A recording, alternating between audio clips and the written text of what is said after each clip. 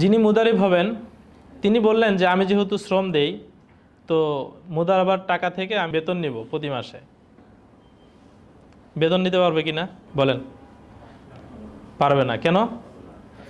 তিনি তার শ্রমটাই তো দিয়েছেন কিসের জন্য?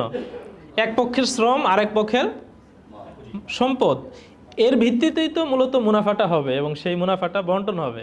এখন এক পক্ষ হলো কি পুঁজি দিয়েছে, আরেক পক্ষ তার শ্রমের বিনিময় নিয়ে নিচ্ছে, তাহলে সে কি আর লাভ বন্টনের মধ্যে শরিক হওয়ার যোগ্য থাকে? কথা কি বুঝতে পেরেছেন? তার মানে হলো মুদারাবা চুক্তির মধ্যে যিনি শ্রম দিচ্ছেন তিনি কোনো বেতন নিতে পারবেন না।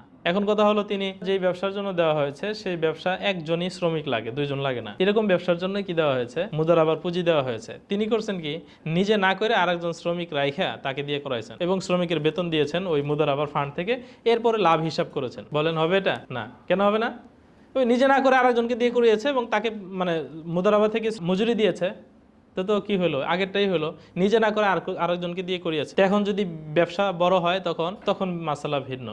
মানে শ্রম যদি এরকম হয় যে শ্রমটা ব্যবসায়িক শ্রম দেওয়ার সময় এটা একজনের শ্রম না, যে ব্যবসায় তিনি বিনিয়োগ করেছেন বা যে ব্যবসা তিনি করতে চাচ্ছেন সেখানে শ্রমিক একজন দিয়ে সেই ব্যবসা করা সম্ভব না, তখন গিয়ে যতটুকু তার দায়িত্ব ততটুকুতে তিনি কি নিতে পারবেন না, কোনো মজুরি নিতে পারবেন না।